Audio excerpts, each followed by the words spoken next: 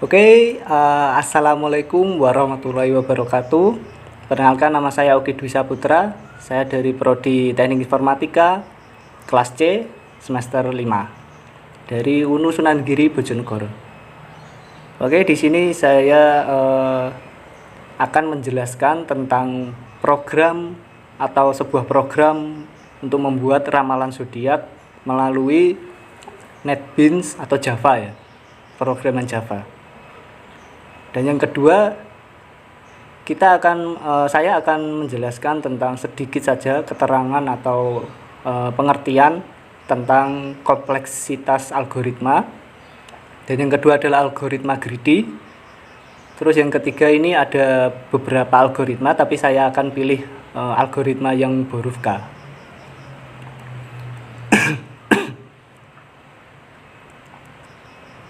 Ini adalah gambaran screenshotnya saja ya dari saya di codingan saya, yaitu di NetBeans-nya, di Java-nya. Ini sekilas seperti ini. Lalu kita akan langsung saja kita masuk ke pemrogramannya di NetBeans. Nah, seperti ini tampilan dari pemrograman kita ya untuk pembuatan program ramalan zodiak. Jadi seperti ini tampilannya, codingannya. Bla bla bla bla. Untuk penjelasannya, yang pertama saya menggunakan import Java Swing J Option Pane. Nah, kenapa saya menggunakan import Java Swing J Option Pane? Karena ini akan memudahkan saya untuk membuat penginputan otomatis atau di outputnya nanti akan muncul secara otomatis juga. Jadi memudahkan kita untuk menginput terus waktu kita run, jadi kita tinggal memasukkan namanya saja, jadi secara otomatis.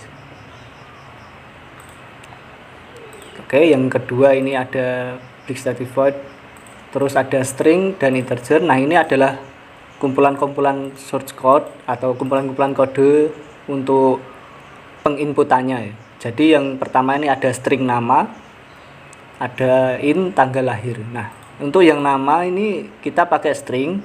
Kenapa kita pakai string?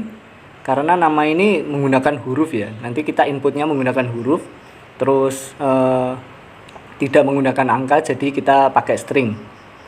Terus yang kedua kita ada integer tanggal lahir.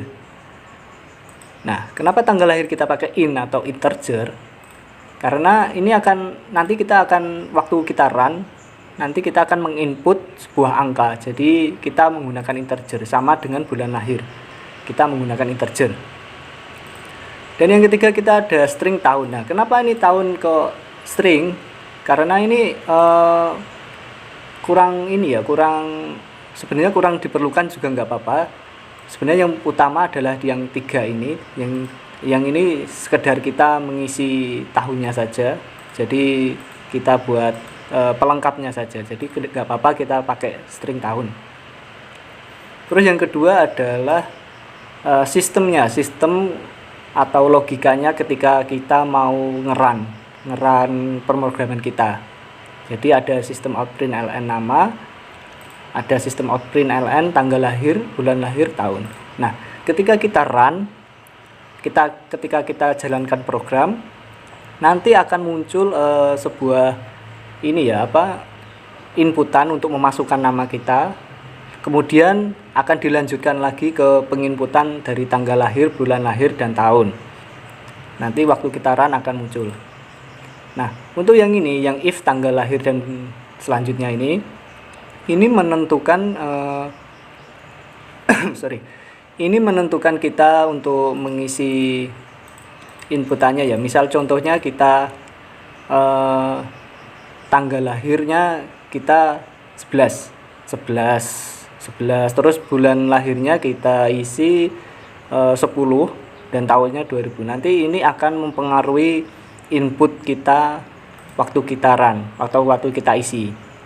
Jadi seperti if tanggal lahir 21 dan bulan lahir 3, ini maksudnya adalah if jika tanggal lahir 21 ini lebih dari 21 maksudnya, dan bulan lahirnya bulan 3, dan tanggal lahir yang kurang dari 19 bulannya 4 atau April ya, maka akan muncul muncul outputnya adalah zodiak Anda Aries.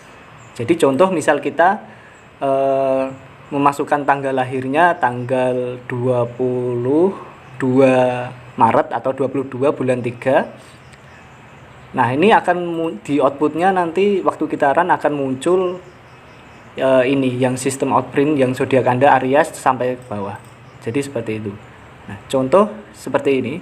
Kita langsung saja coba run program ini. Kita save dulu ya. Oh, sudah save. Oh, sorry.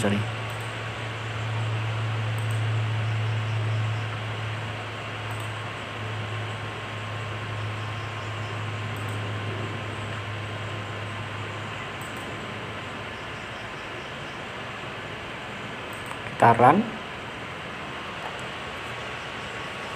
Nah, ini akan muncul inputan nama. Jadi kita masukkan saja inputannya. Kita isi nama saya saja, yaitu Oki ya. Kita oke. Nah, kemudian akan menginput lagi tanggal lahir. Kita isi tanggal lahir saya tanggal 11. Lalu bulan lahir saya bulan 10. Nah, tahunnya 2000. Kita oke. Nah, secara otomatis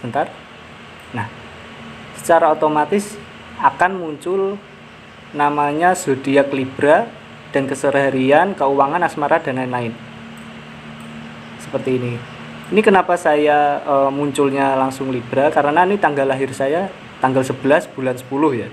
Jadi kalau kita lihat di pemrogramannya tanggal 11 bulan 10 kita ada di codingan yang ini. Ya. Jadi ini akan menjelaskan bahwa yang tadi di input saya tanggal 11 bulan 10, di sini akan otomatis dia memunculkan yang ini, yang pemrograman yang ini. Jadi seperti itu singkat saja dari pemrograman cara membuat program ramalan zodiak dari saya. Dan kemudian saya lanjut ke yang kedua, yaitu adalah pengertian atau keterangan singkat ya dari kompleksitas algoritma greedy dan algoritma Borovka. Oke, yang pertama adalah kompleksitas algoritma. Kompleksitas algoritma ini sebuah masalah dapat mempunyai banyak algoritma penyelesaian. Contoh masalah penggunaan sort. Ada puluhan algoritma pengurutan. Sebuah algoritma tidak saja harus benar, tetapi juga harus efisien. Nah, algoritma yang bagus adalah algoritma yang efisiensi. Efisiensi suatu algoritma diukur dari beberapa jumlah waktu dan ruang atau space. Memori yang dibutuhkan untuk menjalankannya. Algoritma yang efisien adalah algoritma yang meminimumkan kebutuhan waktu dan ruang. Kebutuhan waktu dan ruang suatu algoritma bergantung pada ukuran waktu n yang menyatakan jumlah data yang diproses. Efisiensi algoritma dapat digunakan untuk menilai algoritma yang terapit. Jadi kompleksitas algoritma ini adalah singkatnya kita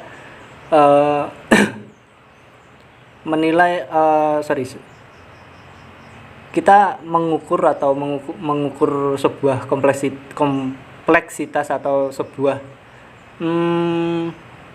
keefisiensian dari algoritma tersebut. Algoritma greedy. Algoritma greedy merupakan jenis algoritma yang menggunakan pendekatan penyelesaian masalah dengan mencari nilai maksimum sementara pada setiap langkahnya. Nilai maksimum sementara ini dikenal dengan istilah lokal maksimum. Pada begitupun algoritma greedy biasanya memberikan solusi yang mendekati nilai optimum dalam waktu yang cukup tepat. Dan yang ketiga ada algoritma Borovka. Algoritma Borovka adalah salah satu algoritma yang digunakan untuk pencarian jalur. Contoh yang dibahas kali ini adalah mengenai menghubungkan semua titik dengan biaya terendah. Sama seperti algoritma Kruskal yang sudah pernah dibahas sebelumnya, algoritma ini hanya bertujuan untuk menghubungkan semua titik, bukan untuk mencari jalur yang tersambung dari awal sampai akhir. Jadi seperti itu penjelasan dari ketiga algoritma yang saya sampaikan. Kurang lebihnya saya mohon maaf. Sekian dari saya. Wassalamualaikum warahmatullahi wabarakatuh.